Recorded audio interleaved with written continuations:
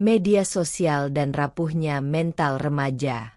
Oleh Putri Evira Farhatunisa, pegiat literasi di Majalengka. Suatu malam, seorang remaja menatap layar ponselnya dengan diam tanpa suara. Jemarinya terus menggulir, berpindah dari satu video ke video lain. Tawa palsu para influencer, tubuh-tubuh yang dipamerkan, gaya hidup mewah yang terasa begitu jauh dari kehidupannya. Di balik layar kecil itu, hatinya justru semakin terasa sempit. Ia merasa tertinggal, tak cukup berharga, dan sendirian. Padahal ia tak pernah benar-benar sendiri di dunia maya. Inilah wajah lain media sosial. Ia kerap dipuji sebagai jendela dunia, sarana belajar, dan ruang berekspresi. Namun bagi banyak anak dan remaja, media sosial justru menjelma menjadi ruang yang sunyi, penuh tekanan, bahkan menyakitkan. Konten pornografi, perundungan daring, hingga standar hidup semu perlahan menggerogoti mental mereka.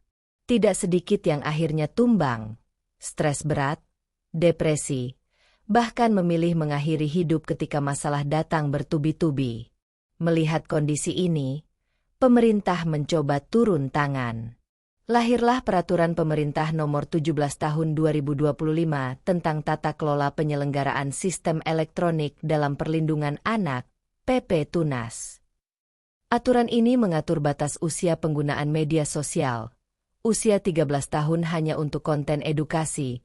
Usia 13-15 tahun boleh mengakses platform berisiko rendah hingga sedang. Sementara usia 16-17 tahun dapat mengakses platform berisiko tinggi dengan pengawasan orang tua. Usia 18 tahun ke atas dinyatakan bebas. cnbcindonesia.com, 22 November 2025. Namun di lapangan, aturan ini justru memunculkan tanda tanya. Orang tua kebingungan. Platform mana yang benar-benar aman? Mana yang hanya berlabel edukasi, tapi syarat konten merusak? 2 tahun masa penyesuaian terasa terlalu lama, sementara kondisi mental remaja terus berada di titik rawan. Masalah jiwa tak bisa menunggu regulasi selesai dirapikan. Lalu, benarkah media sosial adalah penyebab utama rapuhnya mental generasi muda? Jika ditelusuri lebih dalam, media sosial sebenarnya hanya cermin. Ia memantulkan kondisi yang sudah ada. Ia memperbesar luka yang sebelumnya mungkin kecil, atau bahkan tak disadari. Akar masalahnya justru jauh lebih dalam. Anak-anak hari ini tumbuh dalam sistem yang memisahkan agama dari kehidupan. Mereka diajarkan mengejar prestasi, materi, dan pengakuan, tapi jarang diajak memahami untuk apa hidup ini dijalani.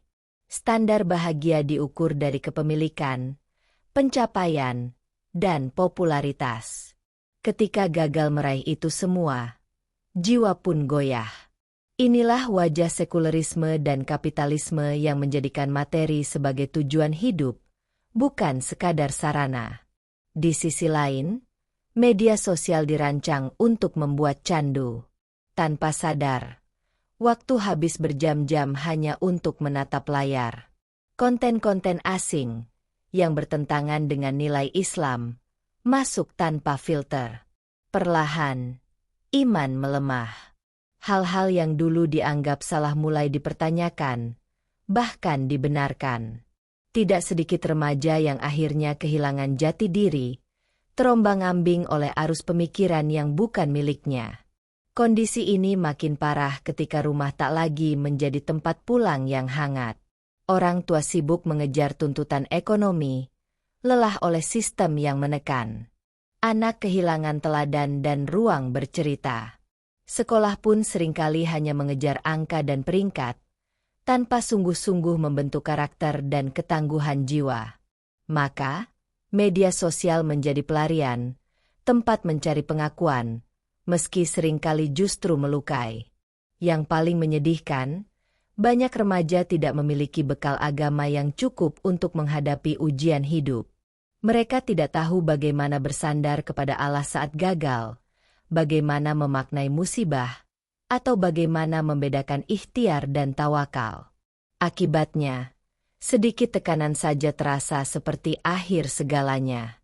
Di titik ini, membatasi media sosial saja jelas tidak cukup. Ibarat ember bocor, solusi parsial hanya mengurangi air tanpa pernah menutup lubangnya. Media sosial pada dasarnya hanyalah alat. Ia bisa menjadi jalan kebaikan atau justru sumber kerusakan. Semua kembali pada siapa yang menggunakannya dan dengan pola pikir apa ia memandang hidup. Remaja yang memiliki akidah kuat akan mampu memilah mana yang bermanfaat dan mana yang harus ditinggalkan. Sebaliknya, tanpa pegangan hidup yang kokoh, arus informasi sekecil apapun bisa menyeretnya jauh. Disinilah peran negara menjadi krusial. Negara tidak cukup hanya mengatur batas usia dan aplikasi, tetapi juga harus membangun sistem pendidikan yang menanamkan akidah Islam sebagai fondasi. Pendidikan yang tidak hanya mencerdaskan akal, tetapi juga menguatkan iman dan membentuk kepribadian. Allah Subhanahu wa Ta'ala berfirman, "Tidaklah aku menciptakan jin dan manusia melainkan agar mereka beribadah kepadaku." Quran Surat Az-Zariyat 51-56. Rasulullah bersabda, "Sebaik-baik manusia adalah yang paling bermanfaat bagi manusia lainnya." Ahmad. Ayat dan hadis ini mengajarkan bahwa hidup memiliki tujuan yang jelas. Teknologi, termasuk media sosial, seharusnya menjadi sarana untuk beribadah dan memberi manfaat, bukan sumber kehancuran jiwa. Namun semua ini hanya mungkin terwujud jika Islam diterapkan secara menyeluruh, dalam pendidikan, kebijakan, dan seluruh aspek kehidupan. Sistem Islam menciptakan lingkungan yang sehat bagi tumbuhnya generasi yang beriman kuat, berpikir jernih, dan mentalnya tangguh menghadapi ujian zaman. Pada akhirnya, kerapuhan mental remaja bukan semata soal layar dan aplikasi. Ia adalah buah dari sistem yang keliru dalam mendidik manusia. Media sosial hanya mempercepat kerusakan yang akarnya sudah lama tertanam. Solusi sejati adalah membangun generasi dengan akidah Islam sebagai pondasi hidup, didukung oleh peran negara yang serius menjaga arah peradaban. Dengan Islam yang diterapkan secara kafah, generasi tidak hanya selamat dari krisis mental, tetapi juga siap menjadi pelopor kebaikan di tengah dunia yang terus berubah. Walhu alam bis-saub.